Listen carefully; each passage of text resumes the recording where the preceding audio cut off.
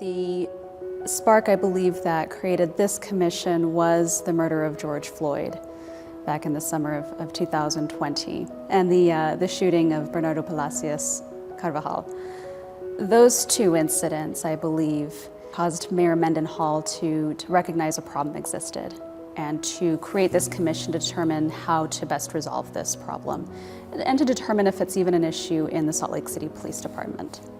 The biggest thing for me was to be able to at least have a dialogue and start the dialogue with law enforcement as to why we're out there, why we were out there marching. And it, for many of us, I can't say all, because I can't speak for everyone, but for many of us, it was more of a distrust and dissatisfaction with the way law enforcement treated members within the communities of color and the distrust that was there.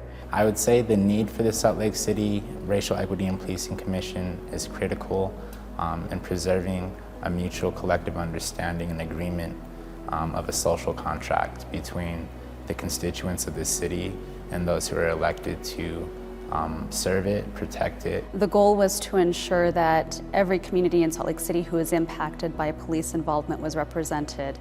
We wanted to make sure that it wasn't just a bunch of researchers, ivory tower individuals, people who already have a voice in these issues, but individuals in the community, working in the community, to be able to provide that perspective, that voice that we otherwise did not have.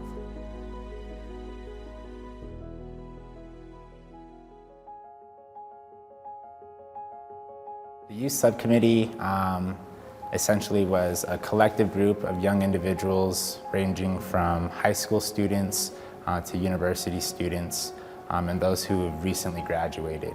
We have demographics ranging from our Asian and Pacific Islander communities, Native American indigenous communities, and African American community. The diversity is what makes us stand out the most, and also our perspective and collective understanding as young individuals that we must maybe recreate or reimagine new institutions that will benefit the community collectively. The School Safety Subcommittee focuses mostly on the school-to-prison pipeline and young people's interaction with school resource officers, or SROs. What we ultimately determined is we need more data. We need to have more specific data, not just from the Salt Lake City Police Department, but from the school board. There wasn't a lot of data, was probably the more shocking part. And that's where I did see, like, wow, this committee is really important. What we did determine is that we need a specific full-time employee that can focus on this work, housed in the mayor's office. Other recommendations that made it to the city council and to the mayor were ongoing and increased funding for the Promising Youth program, which is a gang reduction program. They interface directly with students and youth who are at risk of gang involvement. The Peer Court, which is a restorative justice program, which targets mainly youth who are of color and are disproportionately represented in the juvenile justice system. The other program that we recommended ongoing and increased funding for was the Salt Lake City Police Department's Explorers program, which is for youth under the age of 21 who are interested in becoming law enforcement.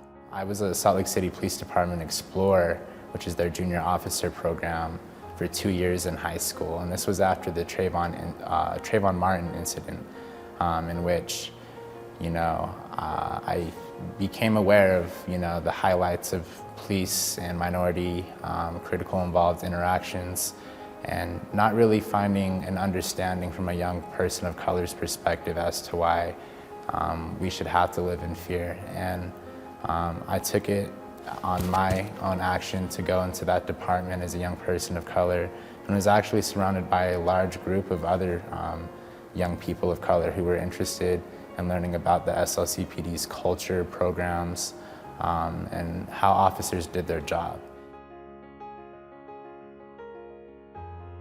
What the training subcommittee came out with specific training modules that will train officers not only on implicit bias, but also on the specific histories of the neighborhoods in Salt Lake City and the ethnicities of the people who reside in Salt Lake City.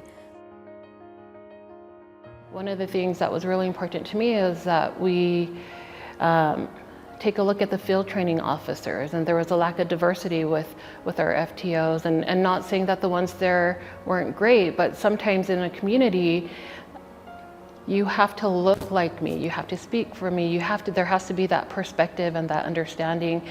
And so it was important to us as a commission that we diversify what that looks like.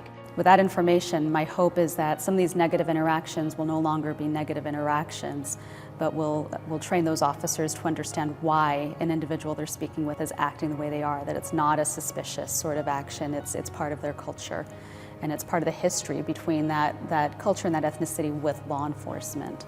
Because what we were seeing was that it was a very white field of field training officers, and that's not representative of Salt Lake City. And so our goal was really to represent the city in everything that we do.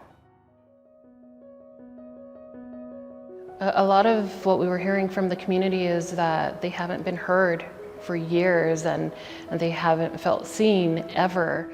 As organizational leaders, as commission members, as officers, it's impossible to make our decisions without understanding what our constituency wants. We did a couple formal listening sessions. We did a lot of informal listening. So people were invited to comment during our public meetings. We invited the public to our subcommittee meetings. Individually, we spoke with people in our community about what they observed, what their feelings were, what their interactions have been. And once you're being able to sit down and have some conversations about what our needs are and how those needs can be met, and not being seen as a criminal first, rather than someone who just may need law enforcement in that community, because everyone deserves and also want that protection. I think the best part that's happened out of this whole thing is humility.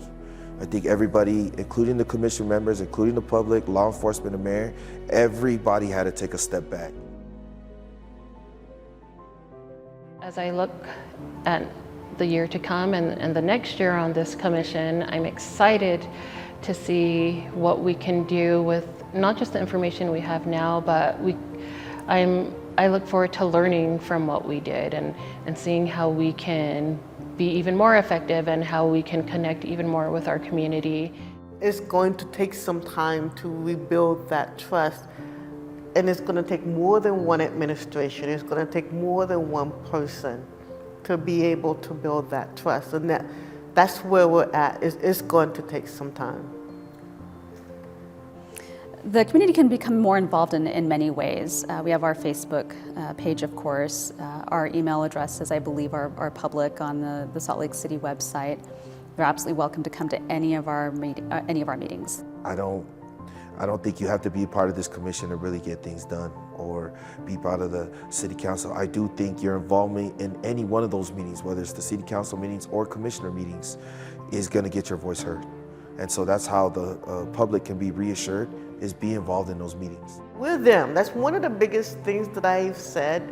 We are them. Many people that's on the commission were marching right alongside the people that were marching throughout the summer. We're you. So we're not going anywhere. So we're here, we know that you're still here, and we're still going to work for these changes.